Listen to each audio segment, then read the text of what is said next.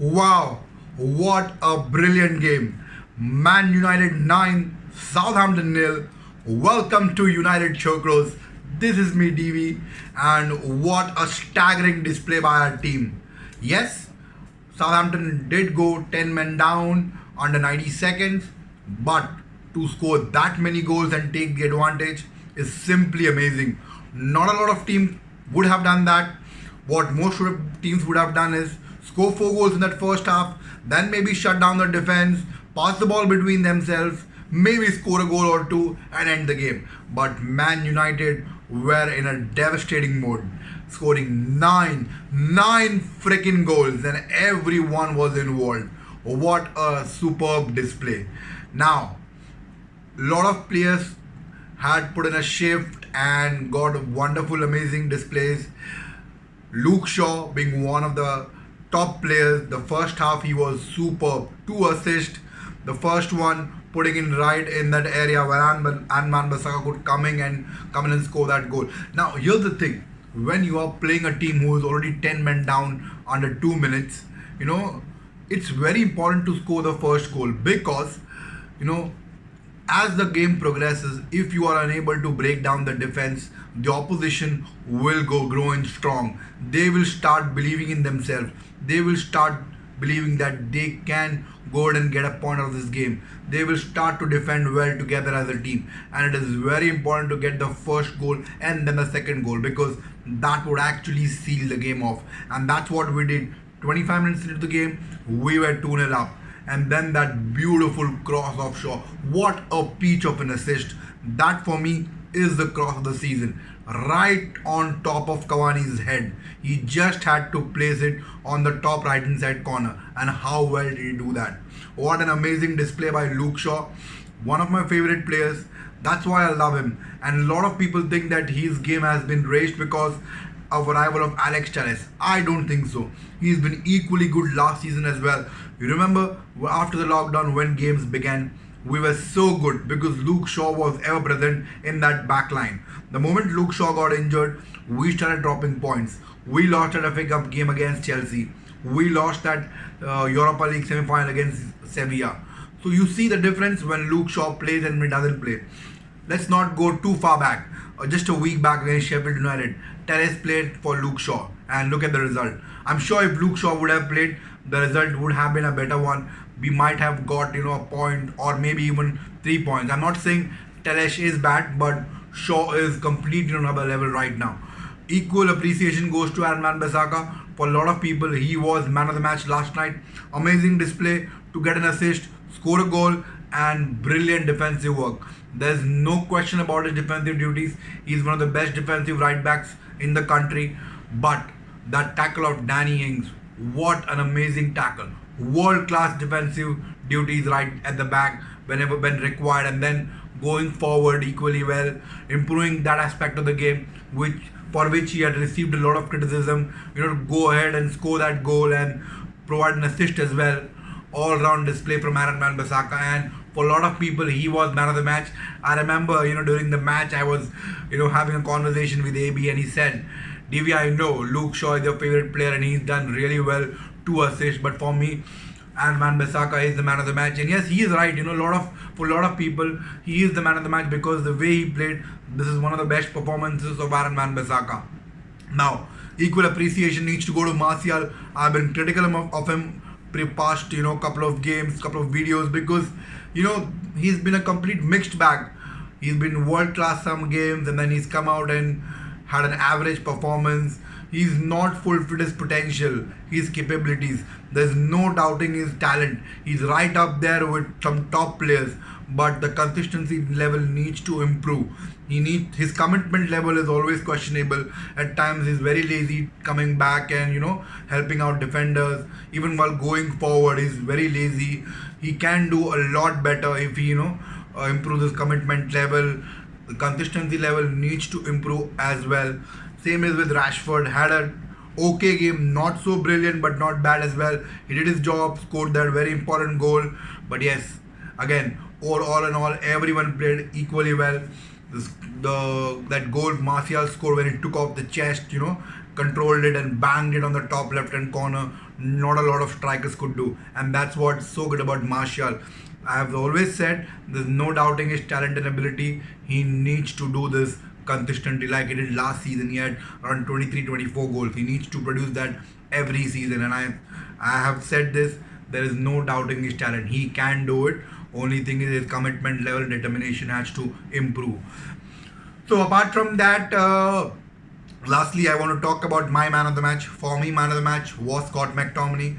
That red card, yes, it changed the complexion of the game. It allowed Scott to go forward and make those runs. And I've always said he's not a good defensive midfielder, but going forward when he plays as a number 8, box to box midfielder, his game completely changes. He played that role against Leeds United. He did that against Southampton.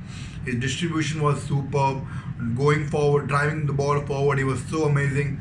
That goal was so brilliant. It's not about that he took it from long range, but look at his technique. Not a lot of players have that kind of technique. Youngsters, kids who want to learn how to strike a ball from that far need to watch that video. Perfect, excellent technique. He's done that in the past against Man City, scoring from almost half line, and this is the second time he's done. Brilliant technique, and for me, he is the man of the match. Smash a like on the video if Scott McTominay is your man of the match. If not, if you think someone else is the man of the match, do leave your opinion in the comment section. They are always appreciated. Now I want to talk about the weekend game against Everton. Again, a very important game. 3 points need to, we need to earn 3 points. Now, Everton are a really good team. They have a really bunch of good players. Have a really good manager in Carlo Ancelotti. But I don't think any of that should be a problem because we've already beaten them twice. Once in Premier League and the second time in League Cup. Or, what is it? Carling Cup. Oh, I'm sorry, Carabao Cup. They keep on changing the names so frequently you tend to forget. Yes, Carabao Cup. We played them again at Old Trafford and we beat them fair and square. So I don't think it should be an issue unless we mess it up like we did against Sheffield United. That shouldn't be a problem. We should easily beat them. My scoreline predictions 2-0 should win. We can even win 3-0 if we play really well. I just hope we don't mess it up like we did against Sheffield United. This game against Southampton should give us confidence. We can score more goals. We need to have more attacking displays. Starting lineup for me would almost be the same back line. Wan-Bissaka, Lindelof, Maguire, Shaw, Fred McTominay centre of the park, Rashford on the left, Bruno the number 10. There's no two ways about that. Martial is the number 9 because Cavani I think has got a nibble, so he may not start, maybe on the bench or he may not be on the bench depending upon the seriousness of the injury. But the right hand side would be an interesting choice. Would want to see what Solskjaer makes a decision because Greenwood had an amazing game. He did not score but he did provide an assist and he was really dangerous looking on the right hand side. So I think he would start him and bench Pogba again. I wouldn't be surprised if he does that. Pogba is really the man in form, but we won that game without Pogba. So I think he will go with that same starting lineup and I think that would be the right decision. But you never know. Solskjaer likes to give us surprises, so he may even start Mata or he may even start Daniel James. So you never know about that. We'll have to wait and watch. Like I said, my scoreline predictions 2-0 shouldn't be a problem. We should win that game unless we do something stupid or end up messing it like we did against Sheffield United. I think we should win. It should be a comfortable win for us. Now, before I end the video, just a couple of minutes on transfer update. We had a crazy deadline day. We didn't have players incoming, but we had 2 or 3 players going out. Pelestri went on loan to Alaves, a good move. He would give him some game time. Marcos Rowe went to Boca Juniors in a permanent free transfer.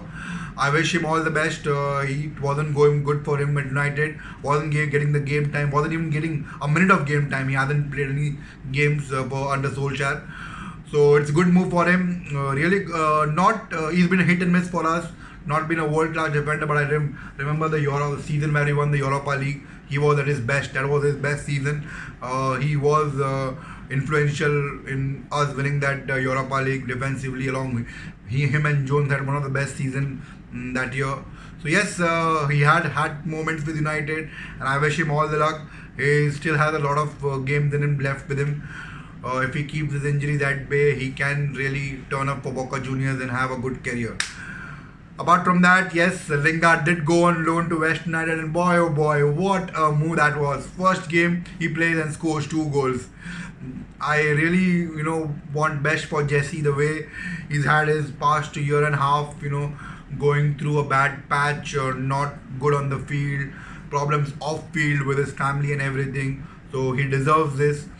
And we all know there's a player in Jesse Lingard who can do a lot of things. If someone of see, there is no doubting his caliber. It's not that he cannot play in the Premier League or is not fit to play. If someone has played for represented his country at World Cup, especially England, and has done that well, he was good at World Cup. He scored a couple of features in the World Cup. So for a player of that level, not performing this, it's best that he gets a move somewhere else. Tries his luck and does this what he's doing at West Ham. First game scores 2 goals. He's had a lot. He still has 6 months left on loan to West Ham United. If I can get some game time, get back his form, he can get his permanent move to West Ham United. I've even heard some crazy rumors today morning that Lingard to West Ham United on a permanent deal at the end of the season. This would free Declan Rice move to Man United. We could do a swap deal, the player plus cash. All these crazy news coming out.